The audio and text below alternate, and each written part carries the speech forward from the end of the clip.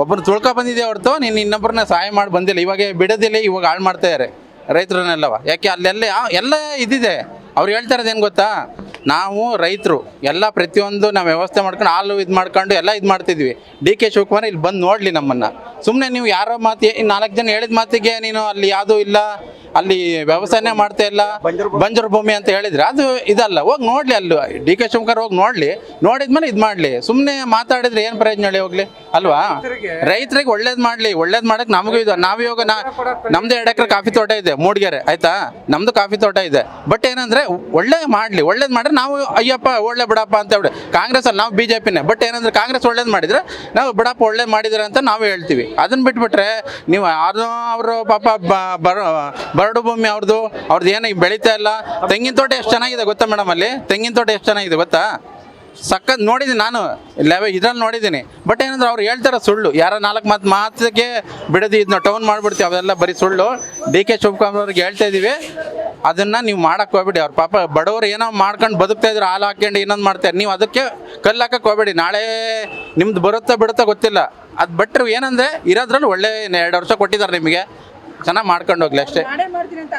ಹಠ ತೊಟ್ಟಿದ್ರೆ ಮುಂದಿನ ದಿವಸಗಳಲ್ಲಿ ಗೊತ್ತಾಗುತ್ತೆ ಅವರಿಗೆ. ಕಾಂಗ್ರೆಸ್ ಸರ್ಕಾರ ಹೋಗುತ್ತೆ, ಪಕ್ಕ ಹೋಗುತ್ತೆ. 5 ಗ್ಯಾರಂಟಿ ಏನಕ್ಕೆ ಮೇಡಮ್? ಅದು ಅವೆಲ್ಲ ಸುಳ್ಳು. ಅವೆಲ್ಲ ನಾವು ಹೇಳ್ತೀವಿ ಅಷ್ಟೇ. 5 ಯೋಜನೆಗಳನ್ನ ಕೊಟ್ಟಿರೋದು ಬರೀ ನೋಡಿ, ಇಂಥವ್ರಿಗೆ ಕೊಡಲಿ, ವಯಸ್ಸಾದವ್ರಿಗೆ ಕೊಡಲಿ ಮೇಡಮ್. ಇವ್ರಿಗೆ ಏನು ಗೊತ್ತಿರುತ್ತೆ ಹೇಳಿ ಹೋಗ್ಲಿ, ಅವ್ರಿಗೆ ಕೊಡಲಿ. ವಯಸ್ಸು 50-60 ವರ್ಷ ಮೇಲ್ಪಟ್ಟರಿಗೆ ಕೊಡಲಿ. ಎಲ್ಲರಿಗೂ ಫ್ರೀ ಕೊಡ್ಕೊಂತ ಹೋದ್ರೆ ಎಲ್ಲಿ ಹೋಗ್ಬೇಕು ಹೇಳಿ? ದೇಶ ಶ್ರೀಲಂಕಾ ಬಾಂಗ್ಲಾದೇಶ ಇದೆ, ಗೊತ್ತಿಲ್ಲ ಹೋಗ್ಲಿ. ಆ ಥರ ನಾವು ಆಗ್ಬೇಕಾ? ಮೊನ್ನೆ ಏನಂತ ಹೇಳಿದ್ರು, ಅಲ್ಲ ಪೆಟ್ರೋಲ್ ಡೀಸೆಲ್ ಅಂತ ಮೋದಿ ಇರೋ ಹೊತ್ತಿಗೆ ಅಲ್ಲೇ ಇರೋದು. ಇಲ್ಲ ಕಾಂಗ್ರೆಸ್ ಸರ್ಕಾರ ಎಗರ್ ಬಿದ್ದು ಹೋಗಿರೋದು ನಮ್ಮ ದೇಶ. ಅಲ್ಲಲ್ಲ ಮಾಡಿರೋ ಹೊತ್ತಿಗೆ ಅವ್ರು ಇರೋ ಹೊತ್ತಿಗೆ ಇಲ್ಲ ಅಂದ್ರೆ ಏನ್ ಮಾಡ್ತಿದ್ರು ಹೇಳಿ ಹೋಗ್ಲಿ? ಕಾಂಗ್ರೆಸ್ ಸರ್ಕಾರ ಇದ್ರೆ ಧೂಳು ಎಬ್ಬಿಸ್ಕೊಂಡದ್ದು. ಇದೇ ಮಾತು ನಿಮಗೆ ರಾಹುಲ್ ಗಾಂಧಿ ಅವರು ಯಾವುದೋ ಬೇರೆ ದೇಶಕ್ಕೆ ಹೋಗ್ಬಿಟ್ಟು ನಮ್ಮ ದೇಶದ ಬಗ್ಗೆ ಕೆಟ್ಟದಾಗ ಮಾತಾಡಿದ್ರು. ಏನಂತ ಮಾತಾಡಿದೆ ಅಂತಂದ್ರೆ, ಇಂಡಿಯಾ ಒಂದು ಡೆವಲಪ್ ಆಗಿಲ್ಲ, ಆ ಥರ ಈ ಥರ ಅಂತ. ಇವಾಗ ಡೆವಲಪ್ ಆಗಿರೋದು ಯಾರ್ದು ನೋಡಲಿ? ದೇಶ ಉದ್ದಕ್ಕೆ ಮೊನ್ನೆ ಯಾವುದೋ ಕಾಶ್ಮೀರಕ್ಕೆ ಹೋಗಿ ಇವರೆಲ್ಲ ಹೋಗಿ ಟ್ರಿಪ್ ಮಾಡ್ಕೊಂಡು ಬಂದರು ಮೋದಿ ಇರೋ ಹೊತ್ತಿಗೆ. ಇವ್ರು ಇದ್ದಿದ್ದು ಹೋಗ್ತಾ ಇದ್ರಾ ಅಲ್ಲಿ ಭಯೋತ್ಪಾದನೆ ಇರೋ ಹೊತ್ತಿಗೆ? ಆಯ್ತಾ? ಅವ್ರ ಟೈಮಲ್ಲ, ನಮ್ಮ ಮೋದಿ ಸರ್ಕಾರ ಬಂದ್ಮೇಲೆ ಅಲ್ಲಿ ಹೋಗಿ ಇವರೆಲ್ಲ ಹೋಗಿ ಆರಾಮಾಗಿ ಇದ್ಕೊಂಡು ಎಂಜಾಯ್ ಮಾಡ್ಕೊಂಡು ಬಂದಿದ್ದು 1-2 ದಿನ. ಮೋದಿ ಬಂದ್ಮೇಲೆ ಇವ್ರಿದ್ದಾಗ ಯಾವುದೂ ಇರಲಿಲ್ಲ, ಆಯ್ತಾ? ಮೋದಿ ಬಂದ್ಮೇಲೆ ಯಾವ ಕೆಲಸ ಆಗೈತೆ ಅಂದ್ರೆ ಈ ಕೆಲಸ ಆಗೈತೆ. ಮೋದಿ ಬಂದು 12 ವರ್ಷದಲ್ಲಿ ಮೋದಿ ಸರ್ಕಾರ ಒಳ್ಳೆ ಕೆಲಸಗಳನ್ನ ಮಾಡಿದ್ದಾರೆ, ಆಯ್ತಾ? ಅದನ್ನ ಬಿಟ್ಬಿಟ್ರೆ ಇವ್ರು ಹೇಳ್ತಾರೆ ಲಾಲಾಪುಟ್ಟಿಗೆ ನೆಹರು ಅವರು ಮಗದೊಂದು ಅಂತ ಹೇಳ್ಬಿಟ್ಟು ಏನು ಮಾಡಿದ್ರು? ದೇಶ ಬರೀ ಬಿಟ್ಕೊಟ್ಟಿದ್ದೆ ಹೊರತು ಇವ್ರು ಏನು ತಗೊಬಂದಿಲ್ಲ. ಈ ದೇಶ ಮೋದಿಯವ್ರು ಏನು ಮಾಡಿದ್ರು ಹೇಳಿ ಅಲ್ವಾ? ಮೋದಿಯವ್ರು ಏನು ಮಾಡಿಲ್ಲ ಪಾಪ. ಇವ್ರಿಗೆ ಅದು ಅವ್ರು ಏನೋ ಹೇಳ್ತಾರೆ, ಪ್ರಿಯಾಂಕಾ ಖರ್ಗೆ ಅವರು RSS ಬ್ಯಾನ್ ಮಾಡ್ತೀವಂತ. RSS ಇರೋ ಹೊತ್ತಿಗೆ ಇವತ್ತಿನ ದೇಶ ಉಳಿದಿರೋದು, ಆಯ್ತಾ? ಆ ಪ್ರಿಯಾಂಕಾ ಖರ್ಗೆ ಗೃಹ ಮಂತ್ರಿ ಇವಾಗ ಅಲ್ಲ, ನಮಗೆ ಅದು ಬೇಕಾಗಿಲ್ಲ. ಅದು ರಿಜಿಸ್ಟ್ರೇಷನ್ ಅವ್ರು ಇದ್ದಾಗಲೇ ಮಾಡಿಲ್ಲ. ಕಾಂಗ್ರೆಸ್ 60 ವರ್ಷ ಇದ್ರೆ ಏನು ಮಾಡಿದ್ರು? ಅವ್ರು ರಿಜಿಸ್ಟರ್ ಮಾಡ್ಕೊಂಡು ಅರ್ಥ ಆಗ್ಲಿಲ್ಲ ಹೋಗ್ಲಿ. ಇವಾಗ ಅವಾಗಲೇ RSS ಏನು ಮಾಡೋಕ್ಕಾಗಿಲ್ಲ ಅವ್ರ ಕೈಲಿ. ಇವಾಗ ಏನು ಮಾಡ್ತಾರೆ? ಬ್ಯಾನ್ ಮಾಡೋಕ್ಕಾಗತ್ತೆ ಅವ್ರ ಕೈಲಿ? ಮಾಡೋಕ್ಕಾಗಲ್ಲ.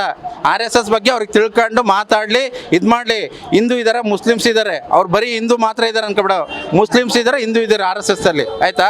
ಅವ್ರು ಪ್ರಿಯಾಂಕಾ ಖರ್ಗೆ ಹೋಗಿ ನಿಂತ್ಕೊಂಡ್ಲಿ ಮಾತಾಡಲಿ. ಅವರಪ್ಪ ರಾಷ್ಟ್ರೀಯ ಅಧ್ಯಕ್ಷರ ಕೇಳಿ ಮಾತಾಡಲಿ. ಇವಾಗ ಬ್ಯಾನ್ ಮಾಡಕ್ಕೆ ಹೇಳಲಿ ಅವ್ರಿಗೆ. ಅವ್ರು ಮಾಡೋಕ್ಕಾಗಲ್ಲ. ತಾಕತ್ತಿದ್ರೆ ಅವ್ರು ಬರೀ ಹೇಳೋದಷ್ಟೇ, ಬೊಗಳೆ ಮಾತಿಗೆ ಗೃಹ ಮಂತ್ರಿ ಅಂತ ಹೇಳ್ಬಿಟ್ಟು ಹೇಳಬಹುದಷ್ಟೇ. ಅವರೆಲ್ಲ ಬರೀ ಸುಳ್ಳು ಅಷ್ಟೇ.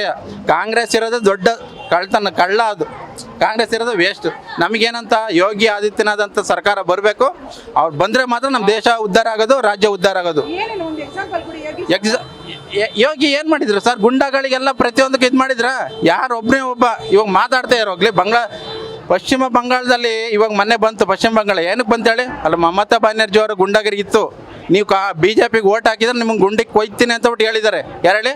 ಅಭಿಷೇಕ್ ಬ್ಯಾನರ್ಜಿ ಅವರು, ಆಯ್ತಾ? ಅದೇ ಹೇಳ್ತಾ ಇರೋದು. ಅವ್ರು ಏನು ಗೊತ್ತಾ? ಬ್ಯಾನರ್ಜಿ ಅದೇ ಗುಂಡಿಕ್ಕೂ BJPಗೆ ಓಟ್ ಹಾಕಿದ್ರೆ ಕೊಂದಾಕ್ತೀನಿ ಅಂತ ಹೇಳಿದ್ದಾರೆ. ಬಾಯ್ಬಿಟ್ಟು ಹೇಳಿದ್ದಾರೆ. ಮಾಡ್ತೀವಿ ಬಾಯ್ಬಿಟ್ಟು ಹೇಳಿದಾರಲ್ವಾ? ಇವಾಗ ಅದು ಪ್ರತಿಯೊತ್ತ ಕೊಟ್ಟಿದ್ದಾರೆ. ಬಾಂಗ್ಲಾದೇಶದಲ್ಲಿ 210 ಯಾಕೆ ಬಂತೇಳಿ? ಅದಕ್ಕೋಸ್ಕರ ಬಂತಾನೆ ಬಂದಿದ್ದು. ಮೋದಿ ಅವರು ಇರೋ ತನಕ ನಮ್ಮ ದೇಶ ಉದ್ಧಾರ ಆಗಿರುತ್ತೆ. ಅವ್ರು ಬಂದ ಮೇಲೆ ಕಾಂಗ್ರೆಸ್ ಏನಾದ್ರು ಬಂತು ಅಂದರೆ ನಮ್ಮ ದೇಶ ದಿವಾಳಿ ಆಗೋದು ಗ್ಯಾರಂಟಿ. ಮತ್ತು ಇನ್ನೊಂದು, ನಾವು ಒಳ್ಳೇದು ಇದು ಮಾಡಬೇಕು ಅಂತ ರೈತರಿಗೆ ಒಳ್ಳೇದು ಮಾಡ್ಬೇಕು ಅಷ್ಟೇ, ಇನ್ನೇನಿಲ್ಲ. ಗ್ಯಾರಂಟಿ ಏನಕ್ಕೆ ಮೇಡಮ್? ವಯಸ್ಸು ನೋಡಿ, ಇಂಥ ಅಜ್ಜರಿಗೆ ಕೊಡಲಿ, ವಯಸ್ಸಾದರಿಗೆ ಕೊಡಲಿ, ಪಾಪ ನಾವು ಬೇಡ ಅಂತ ನಾವು ಹೇಳ್ತಾರೆ. ವಯಸ್ಸಾದ್ರಿಗೆ ಕೊಡಲಿ, ಸುಮ್ಮನೆ ನೀವು ಇವಾಗ ಎಲ್ಲರೂ ಪ್ರತಿಯೊಬ್ಬ ಮನೆಯಲ್ಲಿ ಪ್ರತಿಯೊಬ್ಬರು 16 ವರ್ಷ 18 ವರ್ಷ ಪ್ರತಿಯೊಬ್ಬರು ದುಡಿಯಾರೆ. ಯಾರು ಮನೇಲಿ ಕೂತ್ಕೊಂಡು ಯಾರಿಗೂ ಇರಲ್ಲ, ಆಯಿತಾ?